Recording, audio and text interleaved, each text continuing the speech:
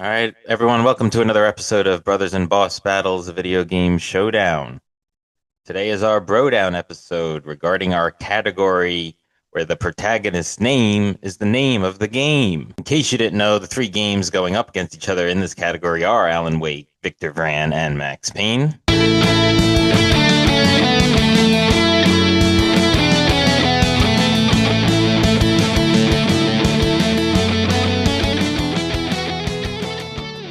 In this Brodown episode, each one of us will be defending one of those games while attacking the others. As we do in our Brodown episodes, we will ultimately declare a winner for this category. Who's defending what? I'll go first. I'm defending Alan Wake. I'm defending Max Payne. And I'm defending Victor Vran. Check out the prior 3 episodes in our podcast here, and you'll get to hear our true thoughts on those 3 games. Today, we're kind of taking on the roles of advocates for our particular game, and we'll make the best arguments we can. You, as the fans, can interact with us on our social media, X, Instagram, Twitch, YouTube. Leave us a comment. Let us know which one of us you think made the best argument and which game should come out on top. At the end of the episode, we'll do a little 10-second pause and give you our ranking of the game.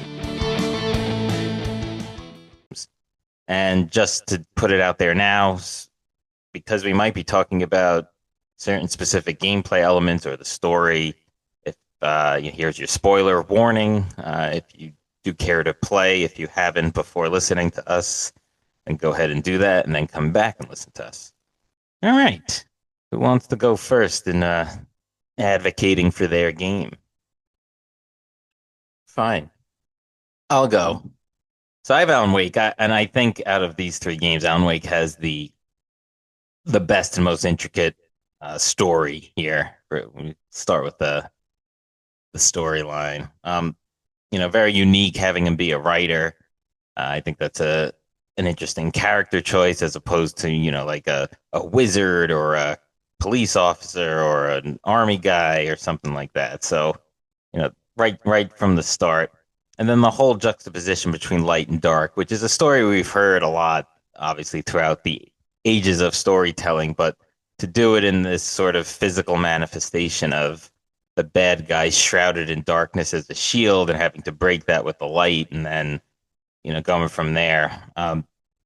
And just the whole mystical nature of Cauldron Lake and Bright Falls, I thought it was spot on and a little convoluted at times, but they gave you enough clues to figure it out and to know what's going on. So it wasn't keeping you completely in the dark, no pun intended. I would argue that Max Payne has the best story. So for one, well, of course you would. I better be. So for one, it's the most relatable.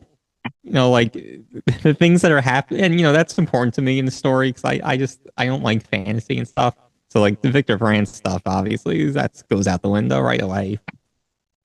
It's like all sort of like different kind of, not mythical creatures, but just different creatures and unrealistic things like that.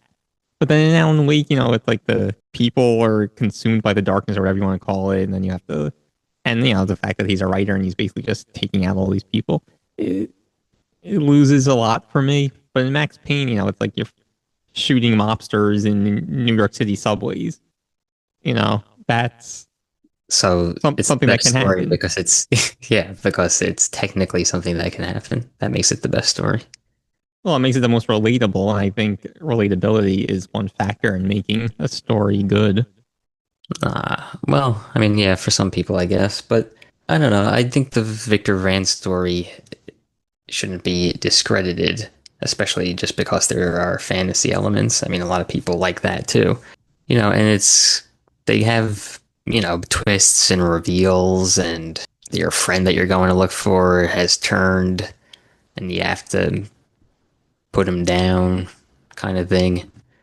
So, there's a lot of kind of emotion going on there too in the story. I don't think this is a really clear-cut category. I want to add, I agree. I mean, they're all kind of different. So maybe it's more like what is your cup of tea is the one you pick. But I do want to add on Max Payne a couple of things. They use that and you explained it nicely as like the graphic novel kind of cutscenes, whatever you want to call it. So that was really cool and something you don't see a lot in games. But also, I made the point in the Max Payne episode where I was actually interested in listening to those cutscenes because of all the great dialogue. Mostly from Max Payne himself, but just from the characters in general. Great or corny? No, great. Dang. Well, I'll just say this. Let me give an example. Like this one. Fear was rusty needles poking at my brain, cold and scaly. It slithered down my chest. Man, that's like Edgar Allan Poe right there. Oh man. Well, yeah. So that element of storytelling, but I liked in Alan Wake, the Night Springs, callback to Twilight Zone TV shows that were there, and just all like that. Maybe it didn't advance the story, but it did tie in with Alan previously writing for that show, and it just set the eerie atmosphere of the story with that. I don't know. I mean, the Max Payne story, it's very sort of, it's been done before, the hard-boiled detective, and I think I likened it to the Punisher, comic in the episode where it's just like, his family has been killed by this, unknown bad guy, and he has to kind of figure it out, and he goes on this killing spree of, anyone who's ever been bad, kind of a thing. Um, and then Victor Vran, look, I mean, yeah, it has that mystical sort. I just don't think it's very fleshed out. It's like he gets called in to take care of these demons in this village, and then yeah, there's a couple of twists and stuff, but it's pretty basic and not really a major part of that game, the story. Well, it's only not a major part because you didn't choose to pay attention to it. No, it's just that it's not much there. Well, I mean, it's like it's even not. if you think it's a good Not a story. story, It's not a story-based game, but yeah, that shouldn't be that shouldn't devalue it. for this category, I feel it devalues it. Well, if I want a story, I'll read a book. Oh, Wow, that's a very wise words you say right there. I wonder what great philosopher said that. All right, so Alan Wake clearly is the best story. Let's move on. How much weight that should be given, I don't know. You guys are saying little, like. Also, we talked about this, kind of touched on it slightly during the last category, but I think, and this is, like it's not saying much, but I think Victor Vran has the best voice acting out of these games. No. No? No? Seriously? That is tough. I mean, I think that ties into the story. They had to do so much less than Max Payne and certainly Alan Wake that I think it was easier to act it better. I don't think that's true. You had Gabriel talking throughout pretty Yeah. much every level, and props to the voice actor for doing a great job with delivering those lines. And Well, if you're just talking about delivery of engaging lines, character.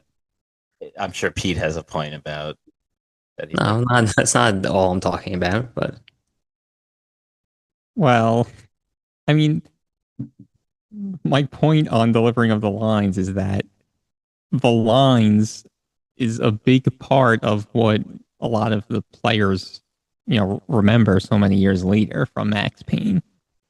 And I do want to, that's voice. That's writing, not voice acting. well, Yeah, anyway, no, but we just said delivering the lines. The actor is delivering the lines. The writer isn't delivering the lines. The writer is writing the lines. Yeah. So this is my initial claim was that Victor Vran had the best voice acting. Yes, and I'm saying the voice actor that played Max Payne, James McCaffrey, by the way, delivered the lines very well, and he was celebrated for that, actually. Ah, okay. Well, that because you started going off into saying that You were talking about the lines themselves. And the delivery. Goes Yeah, hand in hand. If it was just text on a screen, the same lines though, it wouldn't be as memorable. I mean, it's kind of hard to argue with McCaffrey's performance as Max Payne, but I think it's very easy to argue that literally every other voice actor in that game was poor. I'm not sure. I mean, not as good as him. Maybe it's poor, Yeah. maybe it's not. But if he's delivering 80% of the dialogue, it's like, what does it really matter? Yeah. I mean, look, I'll give a 80% is, by the way, a made up stat. yeah. um Look, I think part of that corniness made Max Payne good. I mean, we all like that game. We don't have to hide that fact at this even at this early juncture of the Brodown, but I don't know. I mean, I think, like I said, I think the other actors were pretty poor in that. And then like even well, we're doing voice acting, but I thought in Alan Wake there were some good voice acting. There were some poor ones, but there were also some good ones there. And I think that's kind of what we're all getting at here is that all of our games had some good acting, good voice acting, and some bad voice acting. Max Payne actually, well, James McCaffrey actually voiced as Max Payne for a couple of Alan the Wake, manuscripts, I think. right? Yeah. Yeah. So he was so good they had to bring him back for that game to elevate it a little bit. Nah, just to. Oh, it was cool. Yeah. That was a good category. That was a big part of all these games, or big enough part. Yeah. Big part in Max Payne, Alan Wake 2, Victor Vran. I don't know how big a part the voice acting played. It was pretty big because, like I said, you have Gabriel who ends up being the main antagonist.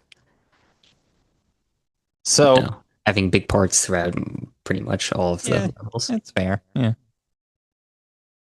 All right. Moving on. yeah,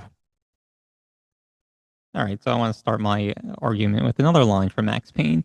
The station drenched in gloom. Alex was a ghost nowhere to be found. Death was in the air.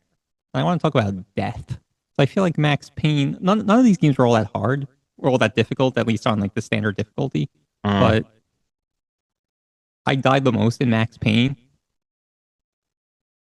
And I okay. think for games that aren't that difficult, it kind of says something that at least, yeah, you're dying somewhat, so it's somewhat challenging.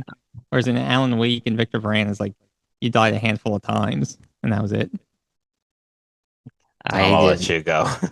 I had the opposite experience, I think. I think I died the least playing Max Payne out of all the Really, games. even platforming. Oh, well. That's Mhm. not because the game is difficult or like Yeah, yeah, challenging, though. It's right. because they have poor controls. Yeah. I Which don't we'll remember our get to. stats, but Which we'll get to. I'm in Victor Vran. That was, Didn't we die yeah. like 20 in the 20s or something? I know Ant died like 100 times, but Yeah, yeah, I I had. thought our deaths were like 24 or something, if I remember. I feel pretty confident that I died more than that in Max Payne. The thing with Victor Vran I is if you died a couple of times, you just grind to level up, and then you're unstoppable again, and you can't do that in Max Payne. That's not that true, though. It is true. I did that. There was a part that I couldn't beat, so then I spent an hour or two grinding, and then I beat that part, and then the next 10 parts without dying. Yeah, I mean there's some element of that because there are RPGs sort of leveling up elements to Victor Vran, but I my criticism more with Victor Vran, if you want to go this route with like difficulty and stuff, is that just that like you would respawn like earlier in the level with Victor Vran, but then like all the enemies, unless they were a boss, would be dead. So you kind of just like you cleared them already. So then you just kind of walk through the level and then you go to the next spot or you clear the last couple that maybe killed you. So that was kind of like I think that kind of goes against the argument of grinding though. Though there were spots you could go to that weren't necessarily story required parts of the game that you could level up on. So Yeah, but if you were clearing out the majority of the monsters in the majority of the levels, then you were a high level. You oh, wouldn't need that's to my grind. that's kind of my point. I don't really feel I had to grind in that game. There were like points where I had to mix match my armor and weapons and consumables and all of that. Like, but I kind of just stuck to the story levels and was like one level below, not the max, but that like, you would have all five cards and like whatever I was and was able to beat it. So I don't really know why I had to grind that much. Yeah, I didn't see that either. But I mean, the difficulty was there for sure. Those some of those bosses were quite difficult, Yeah. whereas the bosses in Max Payne were like, okay, it's a slightly stronger mobster guy, Yeah, but an that's extra what's clip in good your about Max Payne. wow. The whole rest of the game is fun. They don't the bosses were basically the rest of the game, but a little harder. Whereas in Victor And, Vran, it was like the bosses were well, it's something cool that to was have supposed to something be epic. different. Yeah, it's cool to have something different instead of Yeah. just fighting the same enemies over and over again. And also, what I want to say about Max Payne, I I feel like the majority of times that you die in that game is some cheap. I want to say an Bullshit. expletive, but I can't. Bull crap. It's like some cheap bull plop, and I where it's like mean, someone not like not the random, platforming, but something well, else. Like what? there's that, and like sometimes like you'll just be walking and our grenade will randomly be thrown right on top of you, like which is part of the game. And then it's like, Yeah, okay, I died, so now I know next time I have to wait and then let the grenade come through. it's And not thrown randomly on. I mean, it's not like the there's no way enemies. to know that it's coming, and so if you're running, you're dead. No, but the grenades take a moment to explode, Uh, and you shouldn't be they running. do. And you shouldn't be running Shouldn't be running in. around the pool. Come on. You have to you have to tiptoe throughout the whole game. Well, when you're entering a new room or corridor that you don't never been to before, and you're surprised by an attack, like that's your fault. I mean, it's like an action game. It's not a stealth game. You shouldn't have to like creep Yeah, around that's true. and whatnot. And with Alan Wake, we haven't really been talking a lot about that game in this category, but the health like just regenerates. So if you're fighting a wave of enemies and you take a bunch of damage and then you beat them, then your health regenerates. Or even within the battle, you could kind of like just keep backing away and running away, Ah, and it made it easy. the thing about the regenerating of life, it was really just sort of to get you to the next spot. In that game, it's very much like, okay, you're here, you have your battle. Did you survive it? Okay, yes, you go to the next one. You get your energy back. Did you Yeah, survive it? Which is fine. You can like, not like, but that's not really the getting your energy back and was not going to help you in a particular battle. So it was sort of like you're either going to have the skill or whatever, the weapons to beat it, or you're not. So I don't really think that's a knock on the game that you get your energy back sort of when you run into the light. no, some people might like it, but it does make it easier. You don't have to find health and kind of Yeah, the game conserve that. that game wasn't very difficult. Yeah, I mean, There look, were yeah, times where you're just like kind of get overwhelmed and or like there would be multiple enemies there and they would like kind of combo you, like they would each hit you with like a melee attack or one of those annoying axe throws like consecutively, and then that would kill you because you didn't have enough because you can't dodge them all. yeah. So like if you got into that situation, then you can die. But yeah, I mean, I would say it was generally easy to avoid that situation.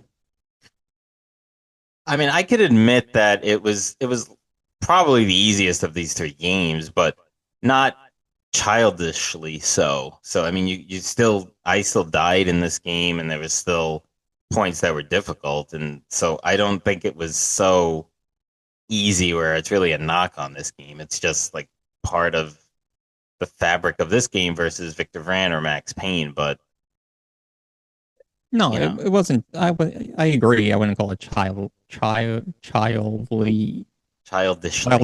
childishly easy, but none of these games, again, on the regular standard difficulty, were that difficult. So I feel like the one that is the most difficult has the advantage in this category, and I think that was Max Payne.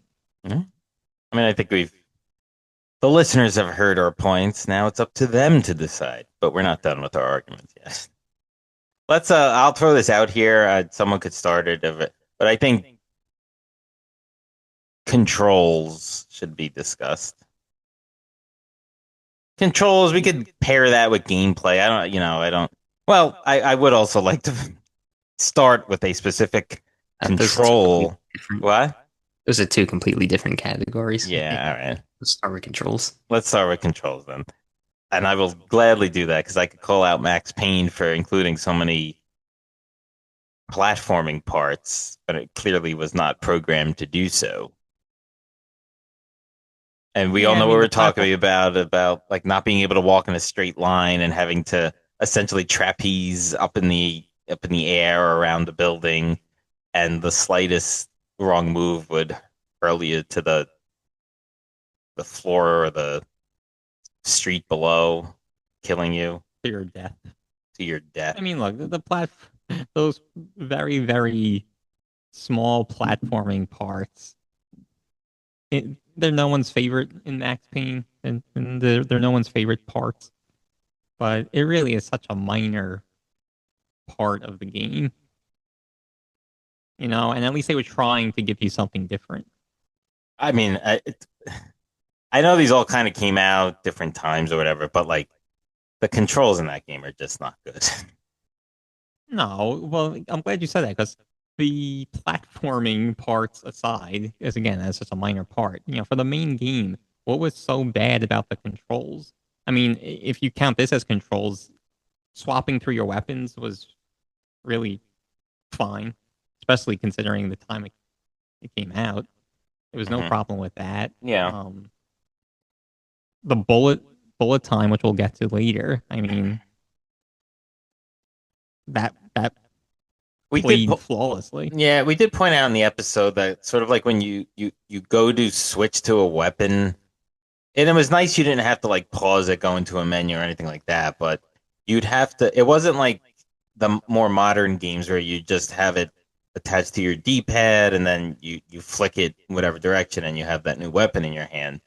It You was a had little to, clunky. yeah, you had to like almost like double tap whatever weapon you wanted to, because like if you went down, it wouldn't like select Yeah, that one yeah. right away. So like that was a little bit You're funky. right. It wasn't quite as good as the games that came out 20 years later. I'll give you that. But, you know, putting it in context,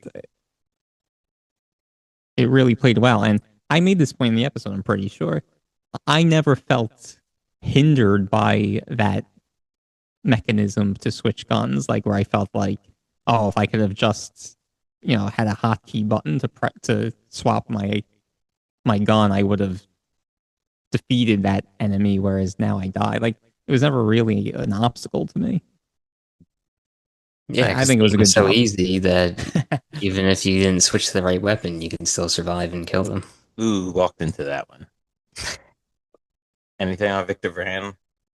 Yeah, I mean, talking about switching, weapons. I mean, when Victor ran, you have your two primary weapons equipped. You switch with the tap of a button, and you have access to all your, you know, associated abilities with those weapons.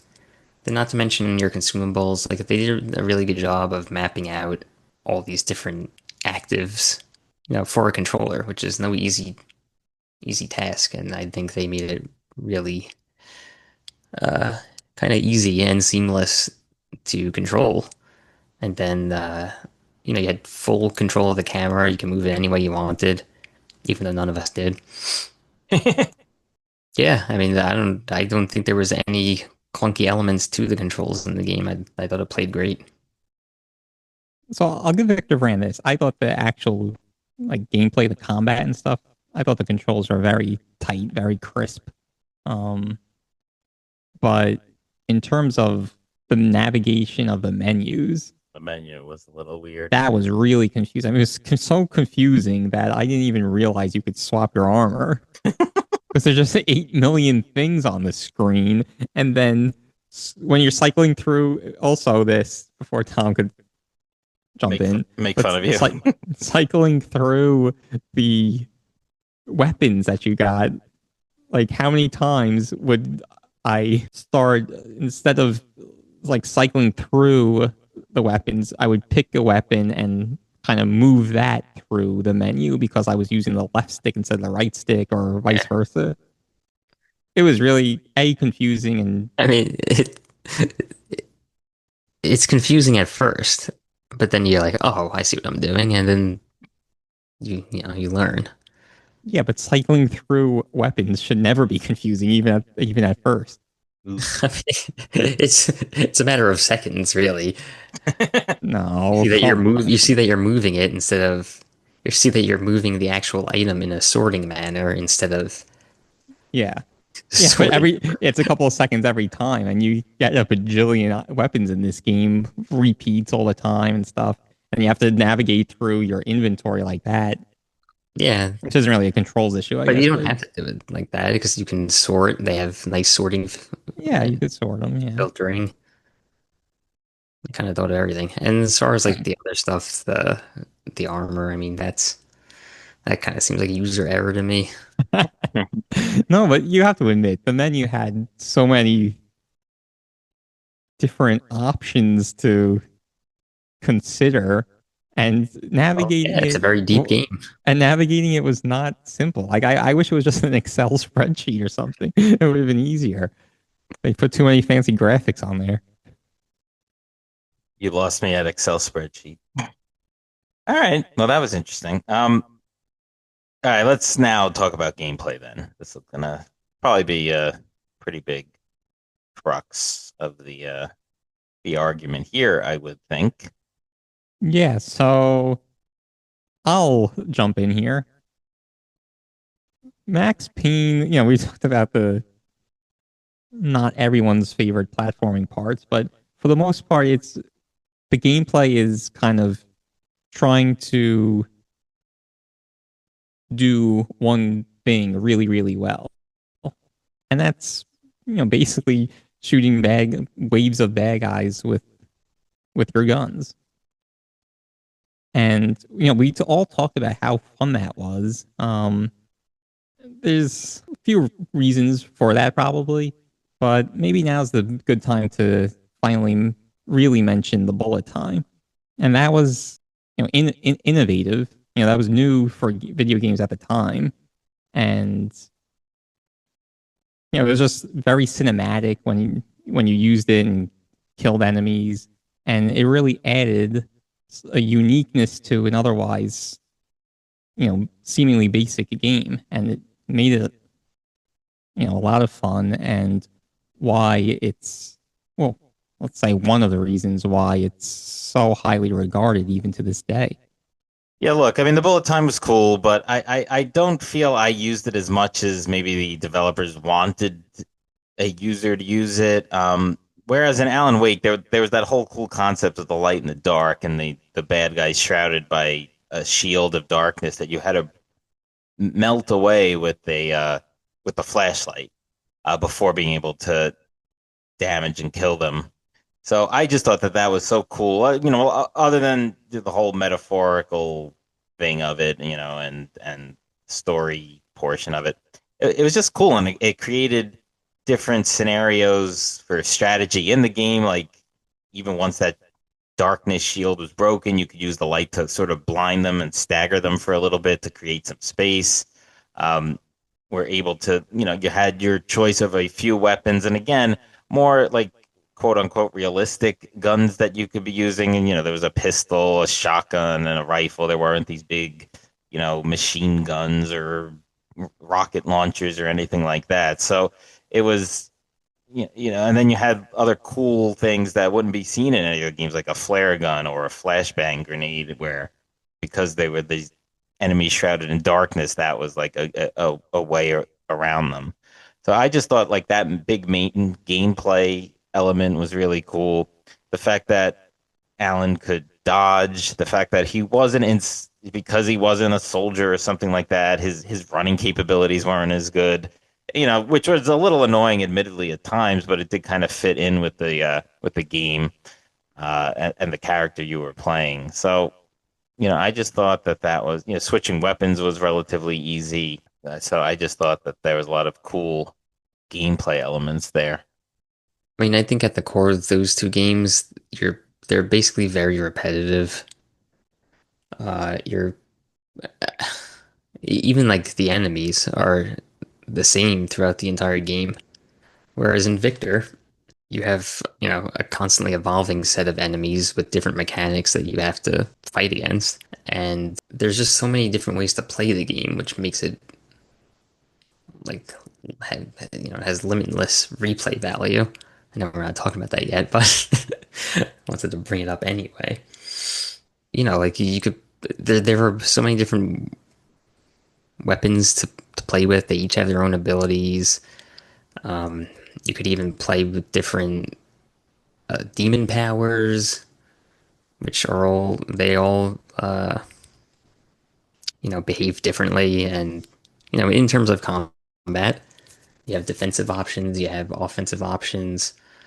As you progress through the game, you get basically a higher powered versions of them, so they behave differently. I mean, it's just so much more varied and has so much more depth than both Alan Wake and Max Payne. Yeah, I mean that's a good point you make with the varied enemies, but a couple of things. I mean, again, Victor Vran is just like it's just so overwhelming. Like you know how every time I guess you defeated a new monster or whatever, then they kind of gave it like a bio or whatever.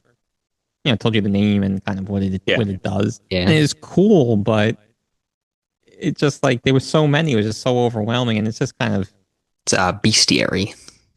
yeah, exactly. It's a very Games have them. large bestiary. And it's just like at some point, it was like, I just want to play. I don't want to keep reading about these beasts. Oh, but you had no problem reading when it was presented as a graphic novel. Ooh. Well, what? There wasn't reading, though. I could close my eyes and listen. Then you kind of miss out on the graphic part of a graphic novel. But No, you look at it, but you don't read the text. That's no what the reading voice acting is aloud. for. Not in games, only in books. Oh, right. And then Alan Wake, they tried to do that a little, but those were the worst parts of the game when you had to fight the birds or the poltergeist. I don't think people would think that. I thought You those really are don't two think very people cool enemies, actually. you don't think I mean, a lot of people would think that the birds were very annoying and not particularly fun. I thought they were. I thought those are cool enemies. The poltergeist, I'll say some of the bigger ones, you're kind of just like sitting there, like wasting your Recharging your batteries. yeah, your batteries and your flashlight. But for the most part, like those presented a cool, different challenge, and the birds were like, I thought very atmospheric in like certain parts and making it difficult, but they weren't like an overly difficult enemy.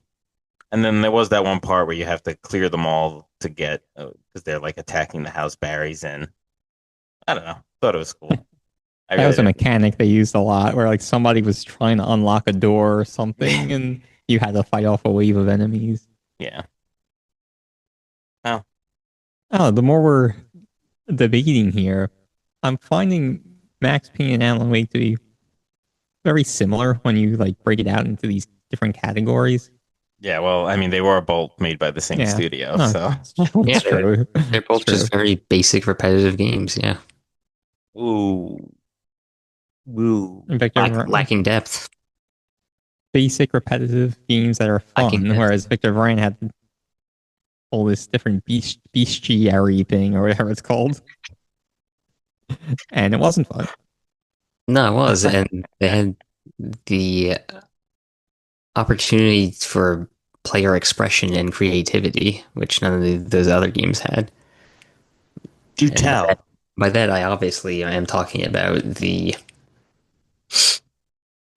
Destiny cards, where you can basically and also the armors too, where you can basically build Victor however you like, whatever your preferred playstyle is. There's no class locking in this game. So if you want to be like, a long range spellcaster type, you can do that. Or, focus on uh, you know, using consumables. That's an option. Like you can build towards that way, or you can build towards getting critical hits and maximizing your damage through critical hits and crit chance. There's just so many options. And also one other thing, Victor Vran has multiplayer. So you can enjoy the whole campaign and DLC with friends or siblings or anyone else you play. Maybe you play with some random old guy down the block who's not really a friend or related to you. Or an enemy. That too. Well, or wow. the or your imaginary friend. Could be that too. Well, can't Well, really argue against that point, the multiplayer point. But sometimes you just want to the extent it's a point, yes. to, yeah. And so I think we But kind of, Zach, go ahead. no, Repeat. the expression part, it, that I mean, it's a different game, and that aspect of games is cool a lot of times. But in Victor Vran, it was almost like it just felt meaningless. Like, it didn't really matter what you did. And like, for example, I built a lot of crit with my weapons, not built, but used. But again, I couldn't change my armor because I didn't know how to. I didn't know you could to the one that favored the crit, or not favored crit, but you benefited from crit by boosting your overdrive or whatever. And it didn't really matter. I mean, I was so underleveled and got to the final boss anyway. And like I didn't really Oh, read yeah, anything and know what was going on and know I could even change armor. And I but you still got couldn't like, you But some couldn't people, beat the final boss. yeah, yeah. And all I had to do, going back to an earlier point, was just spend an extra 90 minutes grinding and then I would have beat him. maybe not. Okay. Maybe, Anyway, yeah, maybe you weren't skilled enough to beat him, mm. no matter how leveled up you. But yeah, so having like a well thought out, cohesive build wasn't a requirement to beat the game, but there are a lot of people who like to, devote time to maximizing their, Output, damage or yeah, or whatever, their maximize their potential. And like, gaming potential. but yes, like, you didn't care about I would have cared about the it if it was like I challenges or couldn't beat the whatever. game without doing that, but Yeah, or I was having a real hard time without doing that. I died 20 something times. yeah. I mean, it's kind of a lot. But Not anyway, really. like, if you cared about doing all the challenges and playing with the hexes to do some of those challenges, then the build does become more important. So those gamers, have that flexibility to maximize their stats and whatnot. All right. I think we should talk about the three protagonists here since it would relate to the category of the protagonist name being the name of the game. So I think Alan really has the most depth, most relatability, I would say. Um, Kind of goes through that hero's journey the most obviously, I would say, with kind of being, a quick to anger sort of standoffish type of person who gets thrust into this scenario where he has to sort of become a hero. So I think that makes it the most interesting, the most archetypal, the most relatable um, out of these three characters. And Well, I feel like he was the least likable of the three. but with that had more depth, I would say. Yes. Yeah. I mean, he kind of, He was a little jerky. yeah, but that all adds to the depth rather than just being like Superman. That's what makes them relatable. Yeah. Did you ever meet a person? All right, I guess I won on that point as well. Moving on. It- hard to hard to articulate an argument, but Yeah, he's the That's most true. relatable because he has like a normal kind of human career or whatever. Right. He's not like a detective. Demon Hunter. Yeah, he's not a detective who's shooting a bunch of people or a demon hunter. So sure, yeah, relatable, I guess. No, okay, so relatable might maybe makes it too silly of a category, but I think just the whole hero's journey kind of a thing. I think and depth. I think he would win that. Yeah, I mean the relatableness is always sort of okay, fine, but like those other 2 points, I think. I mean, Victor's just like he's kind of like that brooding sort of hunter. It's like so he's gonna do this job, and then he gets. It doesn't even like they could have even made him become more emotionally evolved, and I guess maybe they tried to do that with his friend being turned into one of the enemies he has to fight. But I Mhm. mean, other than that slight little thing, there's really not much there. And then Max yeah. Payne, yeah, sure, it's just that sort of killing spree character. He's like the a classic anti-hero, I guess, but still, it's just very basic. Well, I'd like to ask the And you're both welcome for me making your arguments for you, but I would like to ask the audience and the jury which of these three characters they would most like to have a beer with. I really feel like the majority of people are going to say Max Payne. that is the age-old question. Yeah. I mean, he's going a killing spree, sure, but it's out of revenge, and he's killing bad guys, so Yeah. that's good, I guess. It's relatable. And just so many of his great lines makes you really want to just hang out with him and listen to him more and play Max Payne 2 and Max Payne 3. Gameplay and stuff aside, but just, seeing how the character develops. Yeah, I mean, I think we all set our points. I think it's yeah, up to the. the No, go listeners. ahead. No, what Yeah.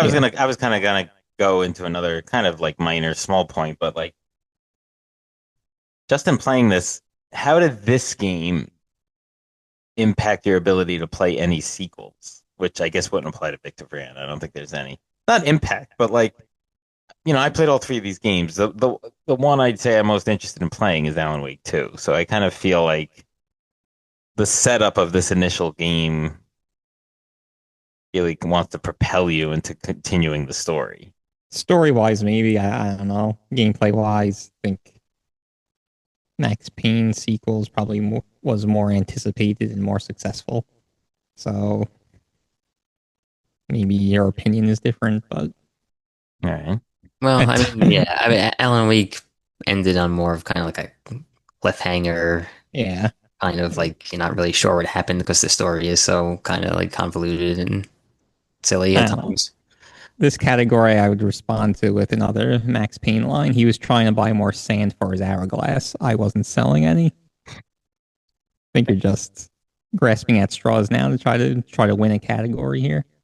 All right. Anyone else have any other categories they want to put forth? Yeah, let's talk about music. Mm. I thought Victor Vran had some really good like fantasy tunes, like a little bit of kind of like a medieval thing when you're in that main Hub. stronghold area. Hmm. Um, and just like other sound effects, like when you're picking up gold and using the consumables. I thought the sound effects in the game were really good too, and even just how the weapons sounded. Well, okay, so I can honestly say I don't remember one musical piece from any three of these games, but the sound effects, like in Max Payne, when you like kill them and they go, "Oh," Yeah, I it mean was that's so terrible. memorable and great. Oh, memorable Um, because it was silly. and I also liked I mentioned in the episode the whistling when the bad guys would like kind of whistle when before they detected you.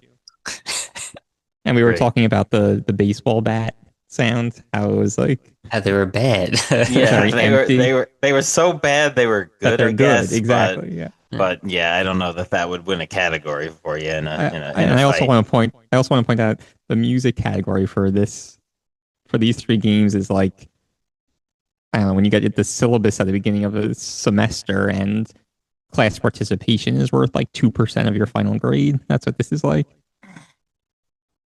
Yeah, for Very, very, very minor importance. no, I mean I think music and sound effects make a game better. Yeah, I mean, I think I look. I think Alan Wake had great, like great sounds in this game, and I mean, it was the really eerie atmosphere. There was like the slowdown when enemies would appear when you're just walking. It would be like that, like kind of like horror sound, and then you'd be in a battle. And I thought that was really, really cool. It really added to the type of game it was.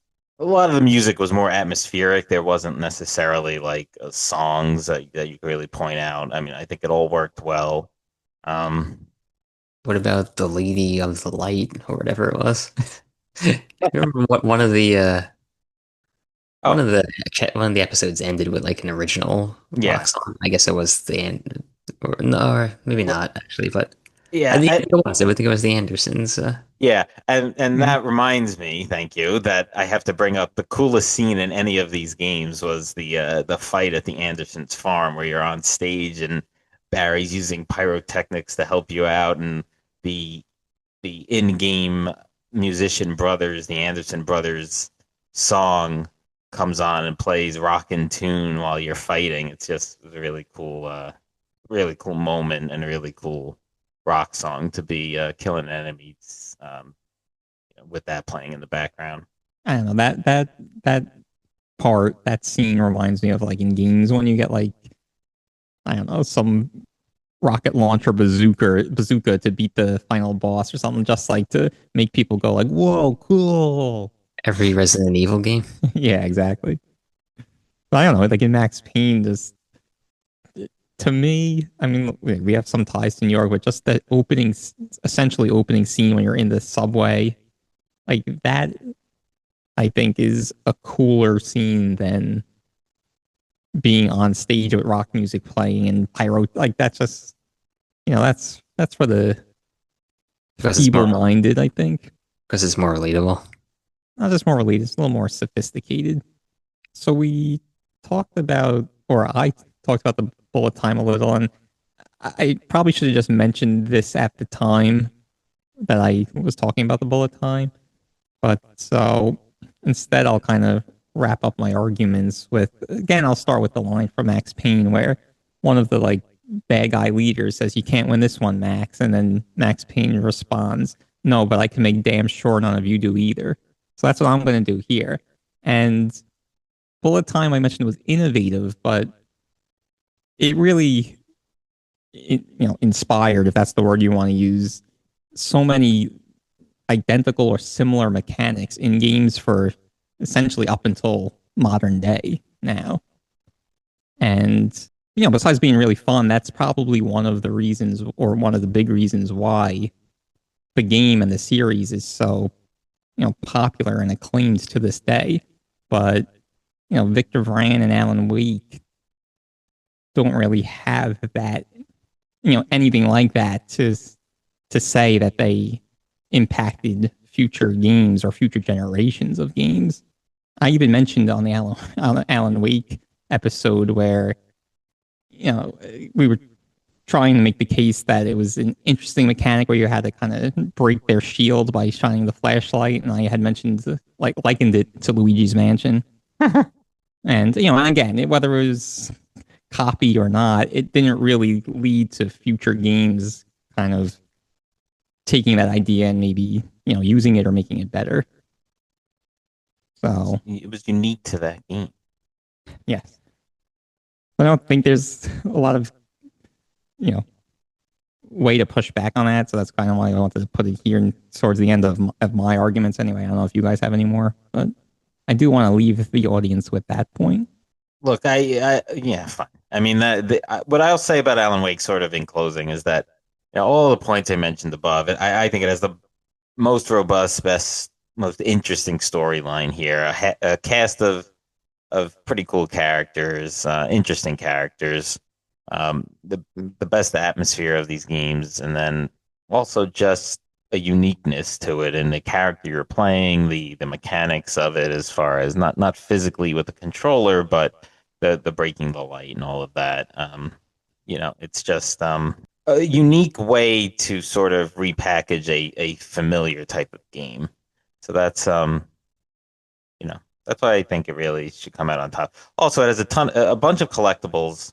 I think that's important to some people, and it was fun kind of going back, particularly when some of the collectibles are things like the characters' manuscript pages, the writer's manuscript pages.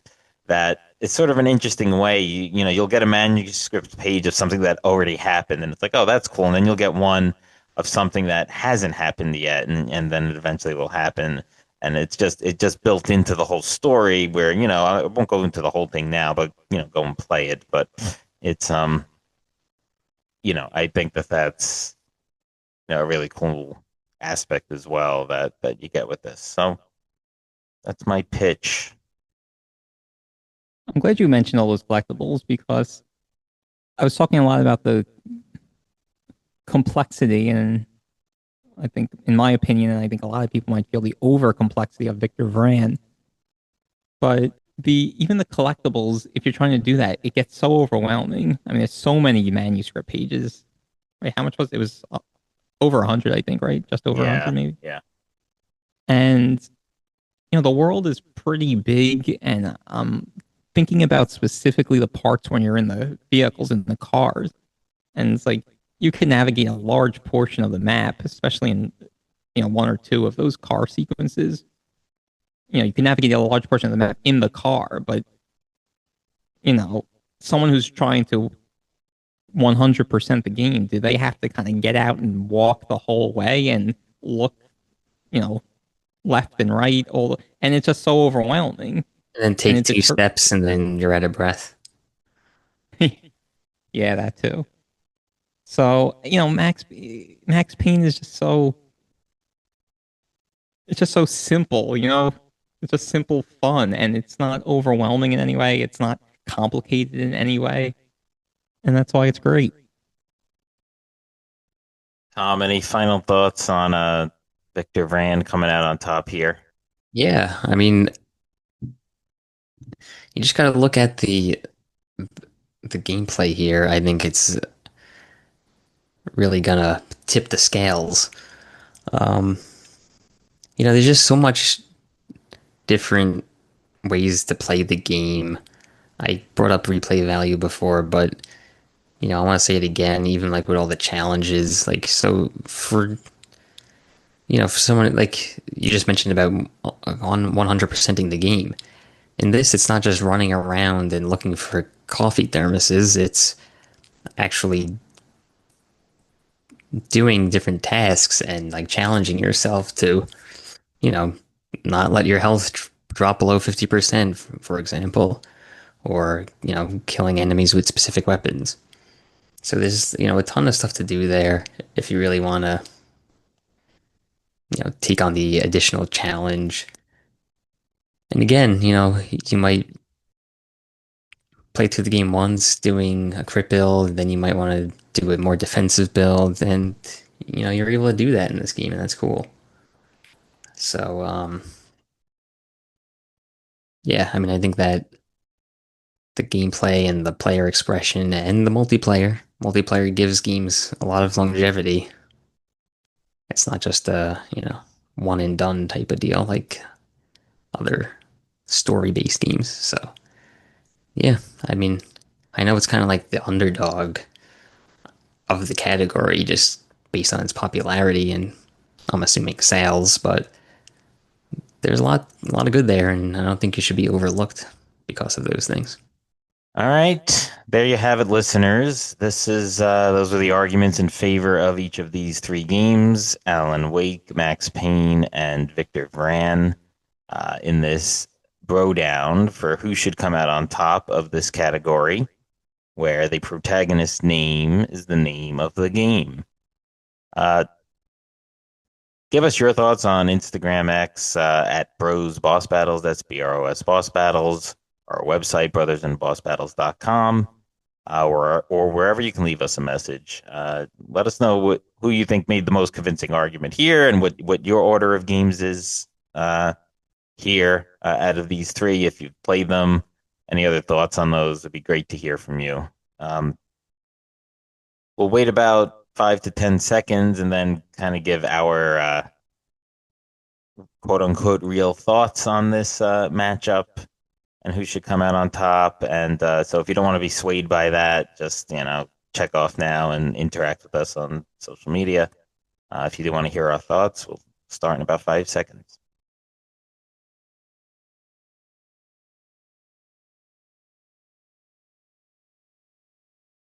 All right. That's what do you guys think? My I have a great arguments aside, but I have a clear order. I have an unclear order. I have a clear third. I don't. I'm struggling up to the minute on the other two, but I do think I know which way I'm going. I know For which way me, to. okay. For me, I think it's probably pretty obvious to everyone that Max Payne is my favorite. I think I mentioned in the episode that I would probably consider it my top arbitrary 20 games, even though I probably have like 30 games in that list now. Um, and then, I like all three of these games. I love Max Payne. I like the other two games, but I think I would clearly put Alan Wake second. Um, it was fun, and I like the aspect and that you were talking about earlier in the episode, where it's kind of like you have your challenge, so to speak, and then if you complete that, then you kind of move along with the story, move on to the next challenge, by regaining your health and stuff. So I kind of like that aspect of it. And with Victor Vran, I kind of was genuine in a lot of the points I was making against it. I really do feel it's overly complicated, but a lot of that complication is sort of fluff and not necessarily required. And I think it's just the nature of the game because you're fighting a CPU. If it was like player versus player, then all that stuff and player expression and all that stuff would become a lot more important. So that's why I put it third. Tom, do you want to go next? Yeah, sure. Yeah, so I had a lot of fun playing all these games. I do enjoy them all. Um, it was cool that Max Payne, the category kind of came about because we were looking for something to play Max Payne in. Um, but otherwise we would have never been introduced to Victor Fran. I mean, I had already played Alan Wake, but anyway, uh, yeah, I mean, I'm going Max Payne number one. It's just like it's kind of like we said in the Max Payne episode, where it's just like you kind of don't know why it's so fun, but it is. Yeah, it's just kind of like a joy to play. So Like eating a hot dog on a summer day. or Sounds any like day a for that matter. sounds like a Max Payne line. Yeah. Um, and then it kind of close between the next two, but I'm gonna go Alan Wake to number two. Um, and then a close second for Victor. Well, Interesting. close third. A close third. Very interesting with that last comment. Because yeah, I'll echo the point that I'm glad we did this category and we're kind of trying to struggle to find that third protagonist name as the name of the game. Because I'm glad to have played Victor Vran, which I probably wouldn't have otherwise played. It certainly was a little bit of a change of pace from the other two games in this category. Different developer and all of that. Um, and had cool aspects. I do like sort of that medieval mythical kind of stuff. But with that said, Victor Vran is clearly my third out of these three. It's clearly third. Um, and while Tom had Alan Wake and Victor Vran two and three, uh, close. I have the other two close. it was a bit of a struggle for me to pick either Alan Wake or Max Payne first. They really are running neck and neck. The same developer, uh, different types of games enough. And obviously there's a difference of age sort of between them. Um, but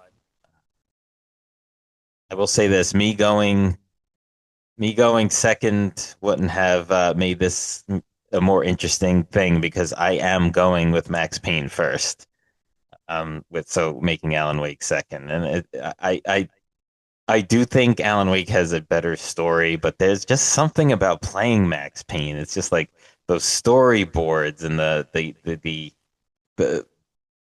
like the bad acting, but like the decent voices and just like this. I really, really was into that whole, hard-boiled detective character and the gritty streets of New York City and whatever year this was taking place in and just like the buildings and the subway and all of that and it just I thought that was and not to mention that the gameplay is extremely fun and not as simple as just sort of like a run and gun kind of just like shooting things. Like you do have to be somewhat strategic at parts as well. So that made it good. So it's overall a very enjoyable game to play. Alan Wake is awesome as well. But I think Max Payne is deserving of this sweep here. I'm proud of you. You thought I was going Alan Wake. Yeah. Yeah. Just because the types of games they are, I just feel like Yeah. you're more into the Alan Wake types. Yeah, there's just something about Max Payne. Yeah. Yeah. And I and think and since it's not in the record, I guess we didn't bring up the nightmare sequences in Max Payne, which to me is a big black mark against them. But even with that, I still would have put it number one. yeah, I was gonna say like I feel like the thing with Max Payne is like the cutscenes aside, like when you have the controller in your hand, it's like you're gonna be doing some exciting stuff. Mm-hmm. There's no like downtime. Like with Alan Wake, it's like sometimes you're walking through the doctor's Yeah. facility, talking to him. There's none of that in Max Payne. You just like Yeah. if you have control of the character, you're shooting people and it's fun. That's a great point. Yeah. Yeah, I mean, look, I wouldn't want every game in the world to be that. I think but Yeah. weighing everything here, I could, yeah, I get your point.